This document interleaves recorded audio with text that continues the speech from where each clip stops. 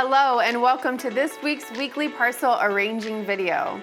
This week our bouquet is really fluffy, full of all different kinds of wildflowers. It's as if we walked through a meadow and picked some of the flowers ourselves, which in some cases we did.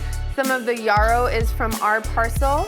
We also have flowers from Treadlight Farm in Kerhonkson, New York, and Kramer's in Pennsylvania from our friends at Alder's Wholesale. I'm arranging in this aria vase, and I'm going to show you some hacks on how you can use a taller vase even if your stems aren't long enough. Let's get started.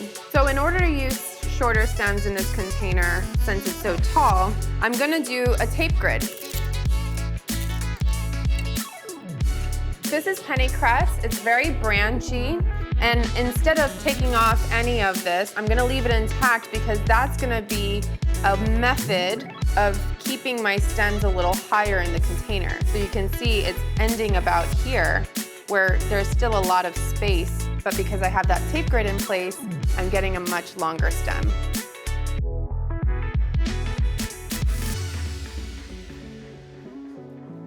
Nice and fluffy. So next up, I'm gonna go with my Queen Anne's lace. So I'm gonna leave them attached so that I can get that point of tension in the tape again. Because the tension is going to bring these pieces together, it creates more of a unit of a flower rather than it being spread out. You definitely wanna make sure your water level is on the higher side and that you're replenishing often.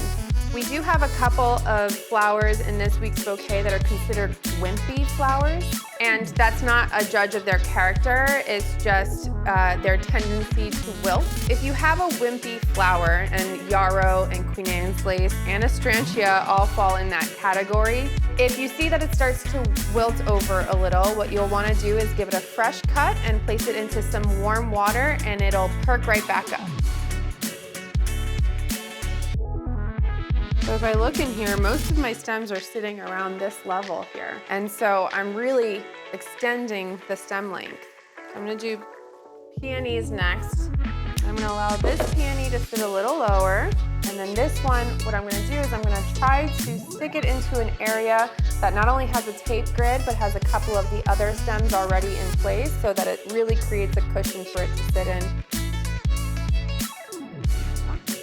One note about cleaning your stems, anytime you have a little nubbin like this along your stem, it's gonna make it really hard to take it in and out without catching another stem or the tape. I take my clippers using the flat side of the clippers and I clean it up so that it no longer has something to catch on. So I've got my peonies concentrated on one side and now I'm gonna use this beautiful campanula to balance it out on this side.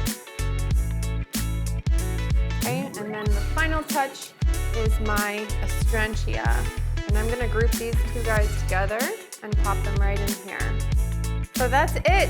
I have most of my stems hitting around this side of the vase, but because I have that tape grid in there, I'm able to use a taller container even though my stems were on the shorter side. It's kind of hard to visualize how this is gonna come to life right now because the peonies are still pretty tight, but they open up to this size, which is really hard to see right now, but it's fun to watch them do it. Well, that's it for today's arrangement. Don't forget that this Sunday is Father's Day, and we have tons of gifts for those dads with green thumbs, and also Berkelman fragrances and candles and other home goods and fun stuff for your dads and your husbands.